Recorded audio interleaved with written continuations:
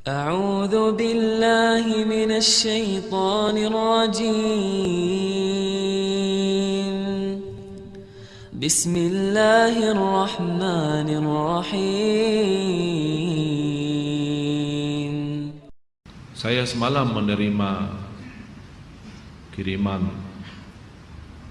SMS. Seorang ibu meninggal dunia. Biasa kalau kita mendengar berita ada orang meninggal dunia, karena kita semua akan menghadapi kematian. Tapi yang luar biasa, peristiwa yang terjadi saat dimakamkan. Anaknya menceritakan saat dimakamkan diantar ke kuburan, begitu mendekati kuburan tempat ibunya, malah semua jamaah yang ada di saat itu sangat terasa harumannya kuburan itu. Harum sekali, keluar semacam wangi yang luar biasa, sampai orang pada pandangannya kepada yang lain. Barangkali di antara jamaah yang membawa wangi-wangian yang bagus, tapi ternyata tidak, mengalir dari bawah keluar, sampai ada yang malah melihat asap-asapnya.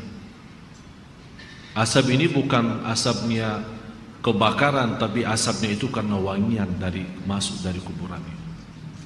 Sampai dikuburkan, malah kata anaknya, begitu saya sendiri yang nurun memakamkan, mengkuburkan ibu saya, sampai saya dan tanah saya sendiri membawakan tanahnya menutupi kuburannya. Pulang ke rumah saya mandi dan mencuci tangan dengan sabun, tapi masih terasa tangan saya harumnya luar biasa, sampai tidak bisa kehilangan. 3 malam masih tersimpan harumnya itu. Saya bertanya lewat SMS, apa kelebihan ibu kamu? Dia bilang, ibu saya biasa, malah orang awam, bukan wanita yang apa gitu, tapi awam-awam biasa. Tapi setahu saya, ibu tidak pernah tidur sebelum membaca surat Al-Mulk, Tabarakalladzi biyadihil mulk. Saya langsung menjawab, itulah yang Allah hantarkan kepada ibu kamu.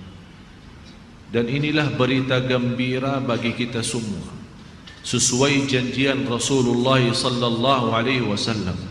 30 ayat syafa'at li sahibiha min azabil qabr. 30 ayat yang telah membawakan syafaat bagi orang diselamatkan dari siksa kubur. Dari situ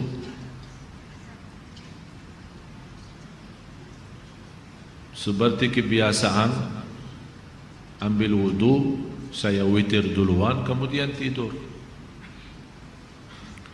Apa yang saya lihat dalam mimpi? Bapak ibu, yang saya lihat diri saya sendiri di dalam kubur. Sangat gelap, ngeri, malah terasa seramnya luar biasa, sampai tidak bisa saya bayangkan di saat itu. Tapi tiba-tiba sampai saya di situ merasa ketakutan dan kesepian, muncul sebuah cahaya di dalam kubur sendiri itu, dan saya berteriak, siapa kamu yang membawa cahaya itu? Dia langsung sendiri cahaya berkata, saya surat Al-Mulk, Tabarakalladzi biyadihil mulk.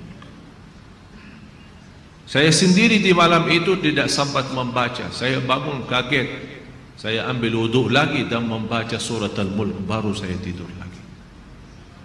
Saya memberikan nasihat kepada semua jemaah yang hadir, tolong sampaikan pesan ini. Jangan tidur belum baca surat Tabarak, karena kita tidak tahu kapan saatnya menghadapi kematian.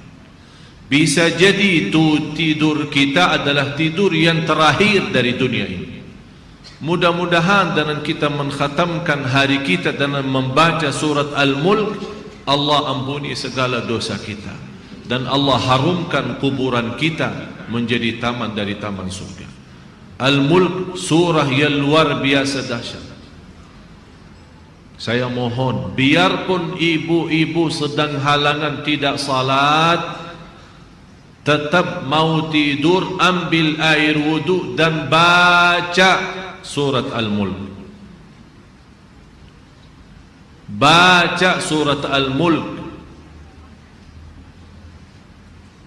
Siapapun kiainya, siapapun ustaznya, siapapun dokter yang melarang kita sebagai wanita membaca karena lagi halangan, saya sekarang berkata, ibu-ibu sedang halangan, baca surat Al-Mulk.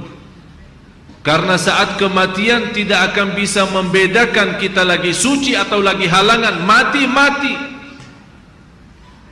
Dan Allah Maha tahu niat kita. Dan lebih baik saat kita membaca sedang halangan, jangan megang Al-Quran langsung, menyentuh Al-Quran langsung, sebagaimana saya jelaskan, bagi sarung tangan atau bagi HP kita. HP kita yang isinya Al-Quran, buka surat Al-Mulk di HP kita dan kita baca. Karena di situ anda bukan megang Quran tapi megang HP. Begitulah kita rasakan. Kalau ya Allah, seandainya engkau mencabut nyawa saya di malam ini, saya sedang halangan, tapi ya Allah saya membaca surat Al-Mulk, niatkan diselamatkan ya Allah dari siksa kubur. Dan harus kita yakini, kita di umur kita di dunia kubur jauh lebih panjang daripada umur kita di dunia. Bisa malah ratusan tahun. Ada di yang sudah di alam kubur 1000 tahun. Ada yang lebih, kira-kira bisa terbayang 1000 tahun. Apalagi umat yang terdahulu. Oleh karena itu jamaah sekalian, waspadalah, berhati-hatilah. Marilah kita sama-sama menjaga kebaikan itu. Karena sungguh inna rahmatallahi qaribun minal muhsinin. Sungguh rahmat Allah sangat dekat bagi orang yang berbuat baik.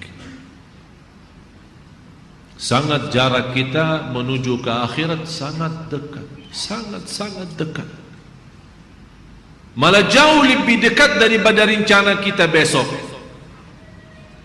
Jarak kita ke akhirat, jarak kita masuk kubur jauh lebih dekat daripada rencana kita besok. Malah kematian itu jauh lebih mendadak dan lebih cepat daripada kita mengambil suapan makanan. Belum kita sampai menantarkan, membawakan suap makanan sampai ke mulut kita, sudah dicabut nyawa kita. Jauh lebih cepat itu. Oleh karena itu marilah kita sama-sama semua kita punya salah, punya kekurangan. Apa yang kita senang melihat nanti di hari kiamat, jangan perbuat. Apa yang kita ingin ketemu nanti di hari kiamat, silahkan. Apa yang kita takut dan malu dilihatkan oleh Allah nanti di hari kiamat, jangan berbuat. Dan apapun yang kita tulis, senang kita ditunjukkan oleh Allah, silahkan tuliskan.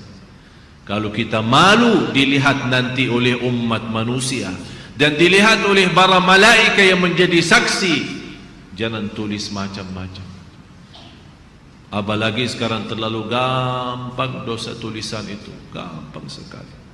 Dan HP yang sekarang ada, malah sudah kita megang menjadi tasbih kita, mengganti tasbih. HP, BlackBerry, WhatsApp, SMS, lain-lain.